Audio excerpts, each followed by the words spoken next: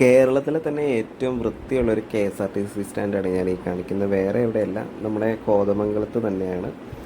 ഈ ഒരു സ്റ്റാൻഡിൻ്റെ പ്രത്യേകത എന്ന് പറഞ്ഞു കഴിഞ്ഞിട്ടുണ്ടെങ്കിൽ നല്ല ക്ലീൻ ആൻഡ് ക്ലിയർ ആയിട്ടാണ് ഈ ഒരു സ്റ്റാൻഡ് നോക്കുന്നത്.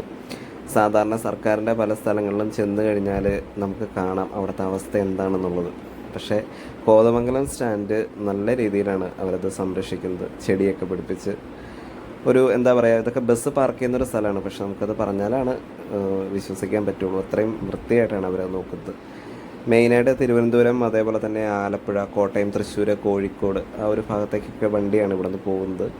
ഇടുക്കിയിലോട്ടൊക്കെ സർവീസ് ഉണ്ട്. വണ്ടി അങ്ങനെ വന്ന് അധികം നേരം പാർക്ക് ചെയ്ത് കിടക്കുന്ന ഒരു സ്ഥലമല്ല, ജസ്റ്റ് പാസ് ചെയ്ത് പോകും. ചില വണ്ടികൾ വെയിറ്റ് ചെയ്യാറുണ്ട്. അപ്പം നമ്മൾ ഓരോരുത്തരും വൃത്തിയായിട്ട് ഇത് നോക്കുക എന്നുള്ളതാണ് മെയിനായിട്ടുള്ളൊരു കാര്യം. മലയാളീസ് കൂടുതലും മറ്റൊരാൾ ചെയ്യുന്നത് കണ്ടിട്ട് അനുകൂലിക്കുന്ന ആളുകളാണ്. ഇവിടെ വേസ്റ്റ് ബാസ്ക്കറ്റൊക്കെ വെച്ചിട്ടുണ്ട് ഓരോ പ്ലാറ്റ്ഫോമിലും. നമ്മളതിൽ വേസ്റ്റൊക്കെ ഇടാതെ അതിൽ തന്നെ മാക്സിമം ഇടാൻ ശ്രദ്ധിക്കുക.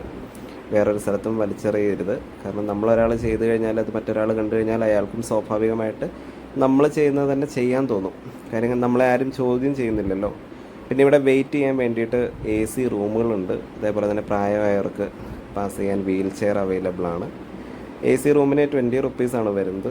അപ്പം നമുക്ക് യാത്ര ചെയ്യുന്ന സമയത്ത് വണ്ടിയൊക്കെ വരാൻ താമസം ഉണ്ടെന്നുണ്ടെങ്കിൽ നമുക്കവിടെ വെയിറ്റ് ചെയ്യാവുന്നതാണ്.